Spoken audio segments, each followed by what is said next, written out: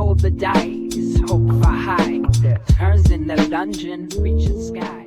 Good morning, friends. Welcome back to another episode of GM Philosophy in the Morning. I'm the GM Philosopher, and today we're talking about how to make your D&D games more fun. These are 4 unusual tips. Now, these tips are crucial to my gaming style, and I will admit that some of these tips are not best suited to everyone's gaming style. But I can tell you this: if you will adopt these 4 tips in your D&D games, even to a small degree, just a little bit, even if they kind of go against your style, if you adopt them just a little bit, you're going to notice that your games are going to get way more fun. Your players are going to have more fun. So let's dive right into it and talk about tip number 1. All right, starting off strong with the tip that's probably the most typical on this list. Number 1, give more time for non-storyline role playing. Now, here's what I mean by this. I used to try to push the narrative a lot when I ran games, but this would result in players kind of feeling pressured. And I don't even necessarily mean railroading. Railroading is way over here. Like, that's when you're trying to force a story on the players. But sometimes when you push the game along a little bit, and this can happen in very innocuous ways by just quickly introducing NPCs or quickly bringing up the next thing that the players notice. Sometimes we can push a little too hard. We can take away from just organic role play. It is my experience that players want some time to organically role play. This doesn't mean you have to do no pushing the story at all during the whole session, but giving plenty of time for non-storyline role playing is really important. These could be things like just the players having their characters discuss stuff over dinner or role playing out shopping. You know, I used to play in this campaign where we would run 2 sessions per week. We had like a Saturday session and a Monday session.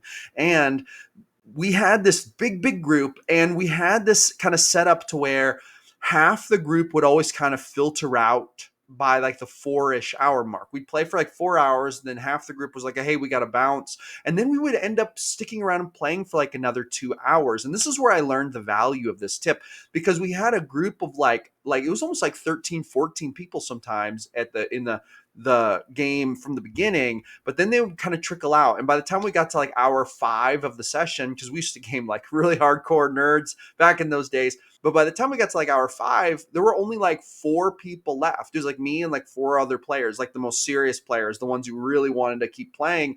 But we would take a step back from doing storyline stuff because the other players weren't there. So we would do kind of just like the in-between stuff, like shopping or just having long conversations with NPCs or doing like little session prep type things, like planning prep. Like they would be preparing for the next battle, or they would organize their stuff, or they would do work on their base or hideout. Like it's just like really little non-storyline role-playing stuff that actually ended up being really epic and making a big difference. And some of the role-playing that went on in those cases were some of the most fun times in that campaign. And so give more time for non-storyline role playing. Take some time every session to just let the characters do cool stuff that doesn't really have anything to do with the story. And always remember that the story follows the characters. And one rule of thumb I've discovered for this is to prepare, like literally prepare half as much as you think you'll need to. Like you'll be surprised at how you might think, well, I've got to fill up this time and I need to make sure that I have all these pieces in place and I want to make sure to have enough ready for the story. But friends, you probably need to prepare about half as much as you think you do if you're going to take this tip into account. And if you do take this tip into account, your game is going to be more fun, hands down. By the way, do you struggle to come up with plot arcs on the fly? If so, I have the perfect tool for you. It is called My Ultimate Plot Randomizer. It is a free ebook. When you join my email list, you can download this for free. You'll get the link in your first email. It contains 4 D100 tables that will let you roll random plot arcs whenever you need them. Roll the hook, the conflict, and the conclusion, and even add wild and wacky stuff all right there. Download this, print it out, add it to your tool collection, and you will never go without another plot arc again. I give this away for free to help you create awesome plot arcs just like I do. I use this in almost every single session, and you are not going to want to miss out on this, so make sure you grab this. Okay, let's jump into tip number 2. And tip number 2 is create complex moral quandaries. Now, when I say create complex moral quandaries, I don't just mean, present like a morally gray thing to your characters. No. We got to take it a step deeper, friends. We got to drive those numbers up. Those are rookie numbers, okay? When I say create complex moral quandaries, I mean present moral situations that there literally doesn't seem to be a right choice in. And here's the reason why I say this. When you present really intense moral quandary type situations, you force your players to think outside the box. You force them to dive deep into their own character's philosophy. You force them to think deeper about their character and what their character believes than maybe ever before. Let me give you a good example of this. One time, my core group was traveling through a village. It was wintertime, and they actually were very wealthy. They were traveling, if I remember correctly, they had like a small detachment of troops with them. They were actually kind of like a ruling party in this part of the country. So they were passing through a village that was technically within the control of their territory, but it was supposed to be being managed by like a governor, and they had never been here before. So they were like outsiders who came in and got control of the region. So they came through here with all of their NPC buddies, and they were on their mounts, and they had their gleaming armor, and they roll up on this little village. And if I remember correctly, they were looking for kind of like a clue. They were going to speak with someone here. There was someone here they needed to talk to. So they roll up here, and there's this like situation where the governor seems to be relatively corrupt. They like talk to the governor. He seemed to be just kind of like living high off the hog, taxing the people too much, spending the tax money on himself, right? The people were generally poor, kind of hungry. They visited the tavern. It was kind of a dingy little tavern, but they noticed that there was this girl sleeping in the snow at the edge of the deck of the tavern, like the patio. She was like in the snow with a ratty blanket kind of covered up, and her hair was all matted. She was like a 15-year-old girl, human girl. And so the players kind of inquired, what is going on? They like went over to her and they're like, are you okay? Of course, being the good characters, most of them were good characters. And so they were like, what is going on? Why is this girl sleeping outside in the snow? And so they are talking to the tavern owner lady, and the tavern owner lady was like, oh, trust me, she deserves everything she gets. I tried to give her a job. She was new around here. She just kind of wandered in as a drifter. She talked a big talk. I gave her a job, but you know what? She stole from me. She did illicit substances while she was supposed to be, doing her job. She didn't show up half the time. She was lazy. So I fired her. And then after I fired her, she kept trying to come in here and steal from me. So we literally have had to forcibly remove her several times. She makes a scene when we do it. It's just crazy, right? So they go up to her, and this girl is like basically telling them the story of her life. And she was like, yeah, I was orphaned. No one's ever believed in me, and I had this horrible situation. And she was like, this and that. And then they started asking around from the other people. And then it got even deeper and weirder. They started asking around. And then some of the patrons from the tavern were like, well, the boss lady had good reason to fire her, but that's not all of it.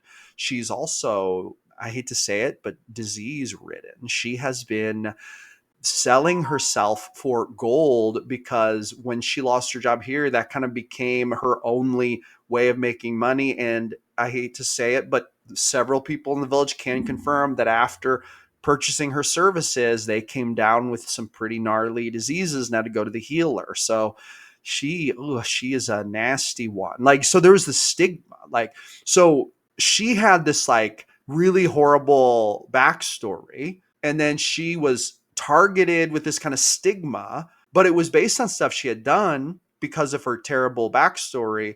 But then also it turned out when she got a job, she did steal from the tavern lady. She did do a bunch of illicit substances. It was just like a really horrible situation. And so the the players were like, kind of thinking to themselves at first, okay, this village is kind of like corrupt. These people aren't being nice to her. We need to step in and do something about this. And then they started to investigate, and they were like, boy, she really is, she kind of is a piece of work, isn't she? Like, it's like, but they still favored her in the situation, and they ended up like doing things to help her. But it got really morally gray there for a minute, because there was like a question of, okay, yeah, bad things have happened to her, but she's also hurt people in this village, and she didn't do everything she could to try to go straight. She did the stealing stuff and whatnot, right? And then plus, the people in the village doubled down on kind of the bullying and looking down on her and saying she was good for nothing, saying she's useless, and even going as far as one of the villagers kind of said, look, I know it's harsh to say, but we're all thinking it. If she dies in the cold, isn't everyone going to be better for it? Like, that was kind of their attitude. And so the players were like, oh my God. And actually, here's what they ended up doing. They actually ended up taking the governor out of power. They forcibly removed him from office. Ironically, there's this dude in the jail who started he was like a criminal, but it wasn't clear if he was actually guilty of the crimes that he was in jail for. He was also branded an outsider because he was a dragonborn. If I remember correctly, he was a dragonborn. He was either a dragonborn or a tiefling. I can't remember. But anyway, they determined that he was partly in jail because of racism, because this was a little human elf village, and any outsiders they kind of looked down on. So this dude was in jail, and when they came in, they rolled into the jail. He was like, "Hey, I have a little information about this," and he spilled a bunch of tea on the governor, spilled a bunch of tea about the tavern owner. Those were really the two biggest movers and shakers in the town. So this guy had a bunch of dirt on these people, and he just, let it out. And he seemed like a common sense, chill person. And basically his thing was he came to this village and he was just going to try to get a job and make something of himself. But then the rumor was that he got into like a fight and beat someone up and then got thrown in jail. But it turned out that it was probably not true. It was probably true that he beat someone up, but someone else probably started it, seemingly out of an act of like racist,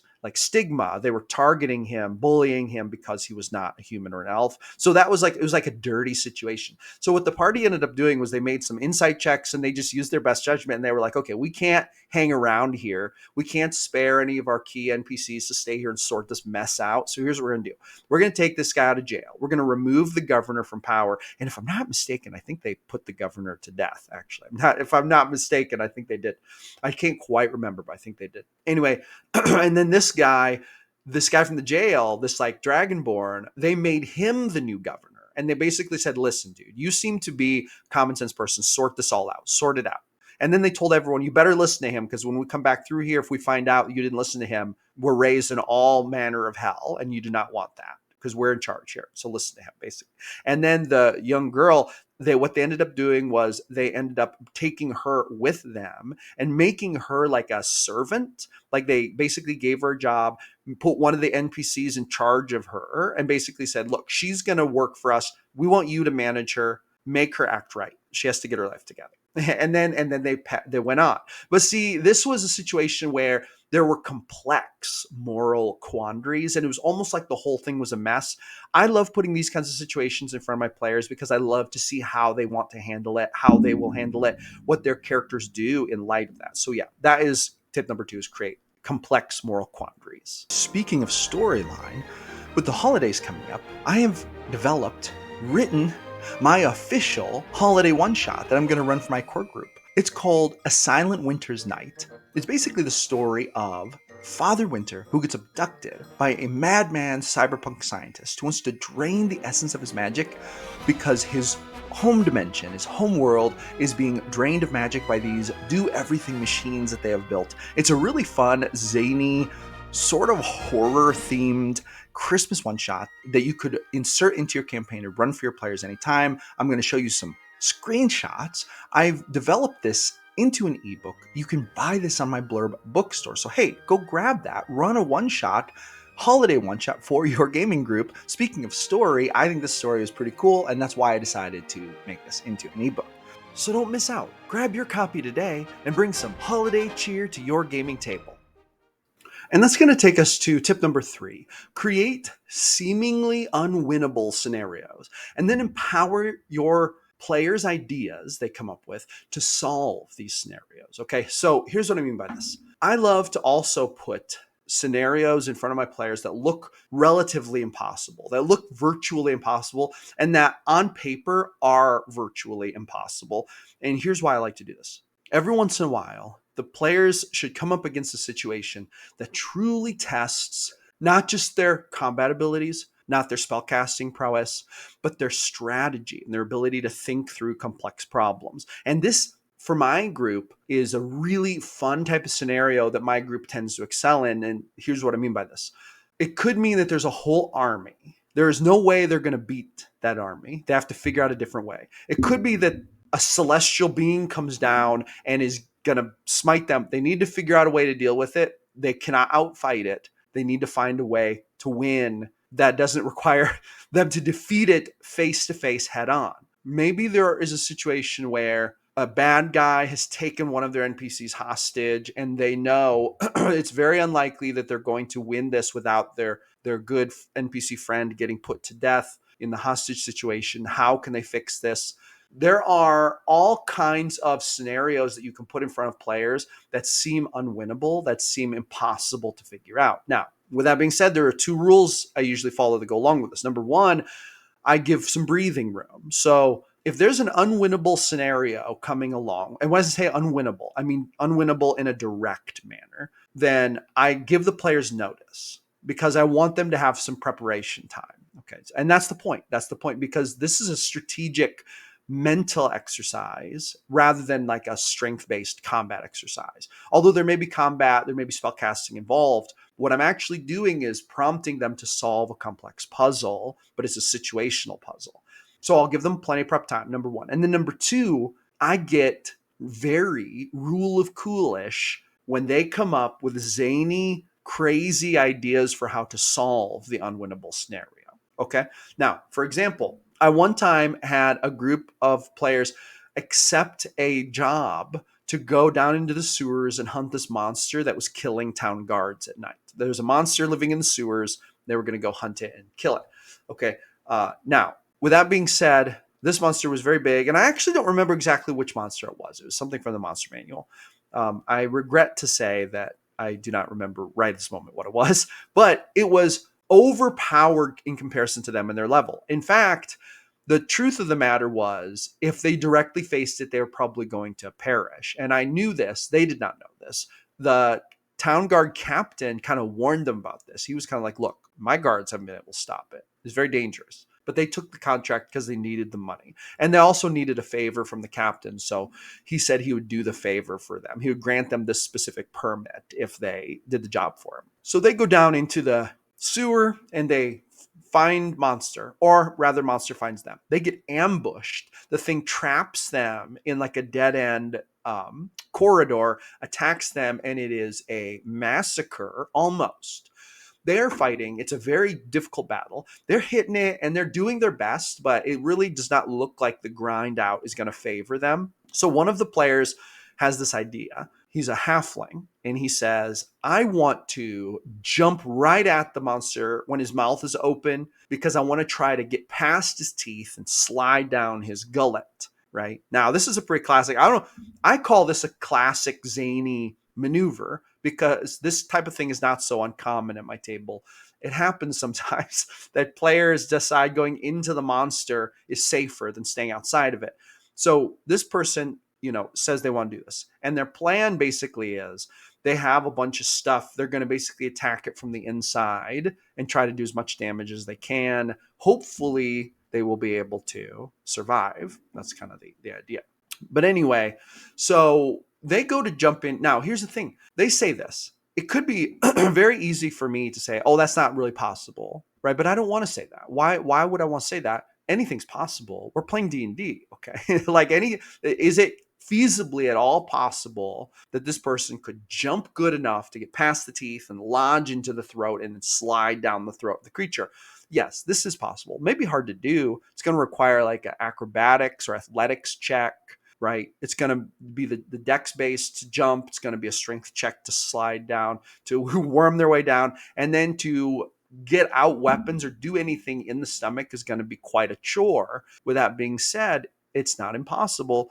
They're going to have to hold their breath. They might take damage, but they can do it, right? Now, this is the thing. When they started combat with this thing, when it ambushed them and cornered them in that corridor, that was a good 95% chance that it was going to be a TPK. They were all going to die because this creature was just way too powerful.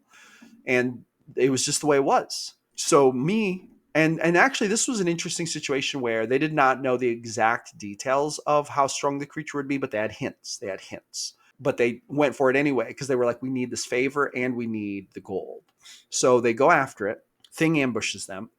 And then during the fight, player says, okay, here's what I'm going to do. We're going to lose this fight if we don't do something. So I'm going to jump into its mouth. And it's like, okay, all right. Now I'm thinking, this is a seemingly, possibly, very likely unwinnable scenario as is. If you guys just stand and trade blows with this thing, you're not going to make it. So I think to myself, I'm opening myself up to empower these players with any kind of cool, zany stuff they can think of. I'm going to try to give them lots of, let's say, blessing to do out of the ordinary things. I'm going to let them try almost anything. Maybe it won't work, but I'm going to empower them to try. And so that's the key to it. Let them do unique, interesting things. It turned out that this player made some really good checks, went down in the creature, and cut their way out of the creature from the inside, dealing a tremendous amount of damage. And dealing enough damage that even though like 3 of the other players went down during the fight, they were able to destroy the creature, and they were able to survive the encounter and win the encounter. And part of it, a lot of it was because this character had this crazy idea and went inside the creature, and because they were inside the creature dealing damage, I let them deal more damage. And that's what they said. They were like, my theory is that if I do damage from the inside, it'll actually hurt the creature more. And I said, let me make a roll on that. Yep, that is true. You're correct. Its insides are especially vulnerable. Roll, double damage is basically how we went. Of course, this character was taking damage while they were inside, but that's how it goes. So create seemingly unwinnable scenarios and then empower the ideas that your players come up with to deal with those scenarios. Let the players shine, and then they will be like, oh, that's a cool thing I did. And that makes it so much more fun. And that's going to take us to tip number 4. All right, this 4th and final tip, I think, is maybe the most important tip in the video, and it is sort of an all-encompassing tip. So it's like a filter you put on the amount of different types of content you put in your game session. And here's the tip. Balance the serious, wholesome, cute, comical, dark ratio. Now, here's what I mean by that. So in my campaigns, I have a formula for how I manage types of like content that I'm producing around the player characters in order for them to interact with it. 70% of it is supposed to be serious and immersive. In other words, I'm not trying to be funny, not trying to be especially wholesome or lighthearted. I'm not trying to be dark. It's just serious and immersive high fantasy content. Trying to be on theme, maybe even verges on cliche at times, but 70% of everything I'm creating is supposed to be kind of like this. And this is like the baseline, okay? Next, we have 10% of it I try to make wholesome or cute. So there are moments where I try to have very wholesome moments, very cute moments, like, the cute little puppy doing a cute thing, or the cute little romance between the 2 NPCs that's very wholesome and nice, or, there's a person who does something really kind and sweet for one of the party members, and it's just a cute, wholesome moment. So, like, I try to have these moments of wholesomeness or cuteness, and there's a reason for this, and I'm going to explain that in a minute. Then I try to make 10% of everything I produce comical, okay? So there'll be like a funny situation, or an NPC will tell a joke, or I'll say something that is intended to elicit a laugh from the players. Now, here's the thing. I make it 70% serious and immersive versus 10% comical because player characters tend to make things funnier than I produce them usually. A lot of the laughs come from what player characters do, not what I do as a GM. So I don't want to do too much comedy. If I do too much comedy, the game doesn't really feel that serious. But when I give the players a serious canvas to work with, they can create humor as much as they want to. So my job isn't necessarily to create humor. My job is to facilitate an immersive canvas, and then the player characters can create humor. So that's why only about 10% of what I create in the game is intended to be comical in any way. And I try to sprinkle those in strategically to do like funny things, just every once in a while, I will drop a funny thing that maybe the player characters will laugh at and find funny. And then I have a 10% ratio of dark, shocking, jarring content. Okay, so like, for example, we're moving along, just serious, immersive gameplay, everything's going along. There's a wholesome moment, oh, sweetness, a sweet little thing happens, blah, blah. The cute little bird is doing cute things, whatever, blah, blah. And then, boom, somebody's getting flayed and their skin is hung on a wall, and, someone's cooking a potion with their bone marrow. Like, so it's like, I like to transition, and this is why I put the wholesome cuteness in there.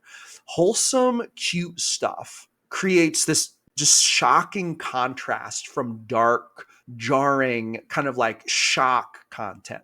So I really like to throw those in there, and I only do it like 10% of the time. So very small amount of content. So most of what I'm doing is serious and immersive, a little bit of comedy, a little bit of wholesomeness, and then a little bit of shock, or horror or jarring stuff put in there. Something really that's going to make the players' jaws drop open and be like, oh my God. Like, I'm trying to elicit shock from them, which is easy to do, relatively speaking, if you set it up with mostly non-shocking neutral content and then a little bit of comedy and a little bit of wholesomeness.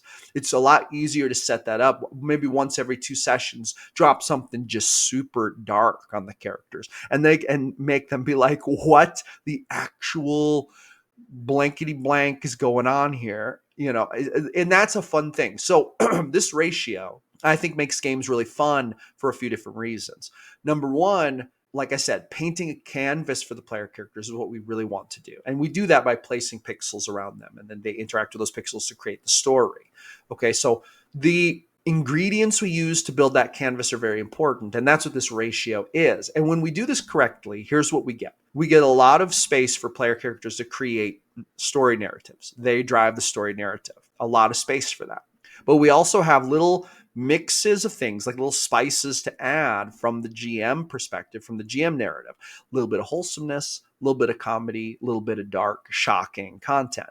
And these things help to elevate the experience for the player characters. And so that's kind of a ratio I use across all my games. I think that has made my games way more fun. And boom, there you go. That's my final tip. At the end of the day, making your games more fun for your players really comes down to this. The narrative arc is driven by the players. We want to let them tell the stories of their characters. We want their characters to shine and to be the stars of the movie, of the show, of the adventure. However, as a GM, you have a great deal of power over giving those characters awesome things to interact with that will empower them to make their stories even more compelling. Because let's face it, what makes a true hero? What makes a true adventure? Part of it is the conflict. And as the GM, you get to decide how you put conflict into the adventure that the player characters can then decide how they're going to face and overcome. And when you use these 4 tips and you put that conflict in there in such a way that it will give your player characters maximum opportunity to showcase their unique character arcs, the unique character traits that their characters have, and the cool problem solving that they can bring to the equation, and the cool immersion that comes from having characters get to do the cool stuff that they were designed to do that maybe they didn't even think was possible. You're going to make a game that's super fun, that your players are going to love. So, hey, put these tips into practice. Drop a comment. Let me know how it works for you. And let me know if you have any other tips for making your D&D games super fun for your players. With that being said, that's going to conclude this video. Thank you so much for coming back to watch another one of my videos. I'm here every single day creating videos about the best game in the world, D&D. So I will see you awesome people on the next one.